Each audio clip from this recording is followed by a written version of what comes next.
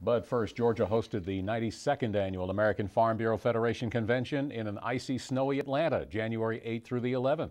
Georgia Farm Bureau and its members delighted in showing off the state's diverse agricultural commodities to the national and international visitors. National Farm Bureau legislative policies for 2011 were also discussed and adopted. Here's the Monitor's Rick Treptow with the story. We're showing off our commodities here, and it's been very popular. You can't hardly walk through here, there's so many people. That's how the Georgia aisle at the AFBF trade show at the Georgia World Congress Center looked. Many national and international visitors were mixed in too. Well, I wanted the rest of the nation to see how diverse our state was. A lot of people think about our state, they think about peanuts and peaches.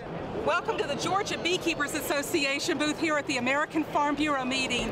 We're hosting thousands and thousands of beekeepers and farmers from all over the United States, telling them how wonderful Georgia is and the Georgia farm products. We're proud to be sponsors. We put out a call to all our commissions, commodity commissions across the state, and had a huge response from all of them.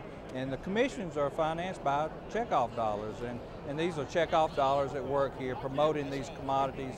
The rest of the floor in the exhibit area, not used by the American Farm Bureau, was taken over by the monstrous Ag Connect Expo. This world-class trade show had 382 exhibitors covering almost 175,000 net square feet. 60 countries were represented. A new exhibitor was Titan, now the makers of Goodyear farm tires. The economy actually looks very good. Our sales have been up in almost every category. Construction and agricultural and heavy-duty OTR product we're seeing an increase in sales.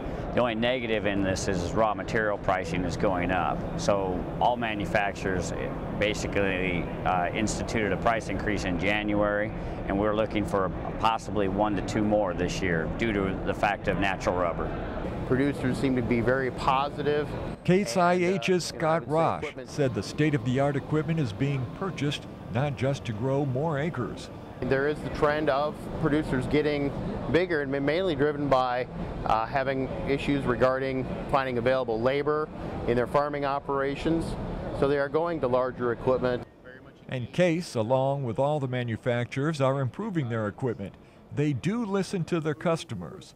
We learned about adjustments to Case's 1200 series vacuum planter. One of the concerns they had is that they have to push their speeds.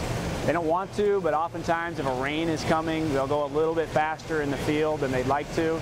What they know they're doing is sacrificing spacing and seed placement when they do that. So we developed a metering system with the largest diameter disc in the industry.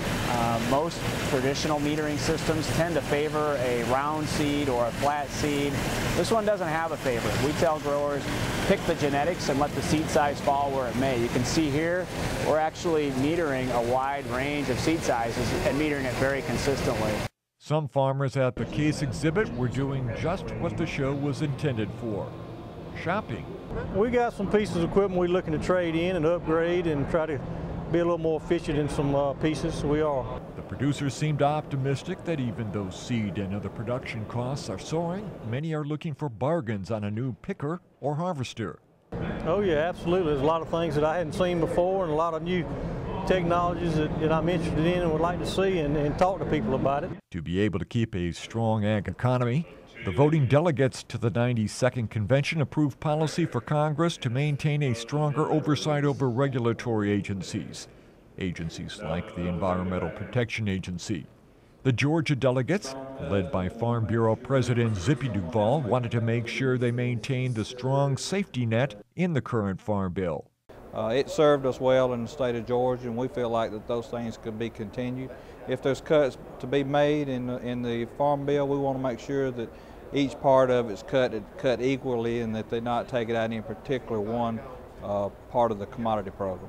Above all the issues stood the federal government's call to balance the budget. The farm programs with the countercyclical payments, the loan rate, the direct payments have been important to our farmers for years, and we're not going to back away from that support. But we will be in the negotiations of the new farm bill to see where it falls out and where we can help this nation come to a balanced budget. Even when the policy development session ended, the snow and ice in North Georgia and downtown Atlanta remained. I'm Rick Treptow for the Georgia Farm Monitor. Now, Paul and I were at the AFBF convention and enjoyed running into many of you around the country. And by the way, we really do appreciate the positive comments. We sure do. And Mark Wildman's going to have more from this convention coming up later in the show.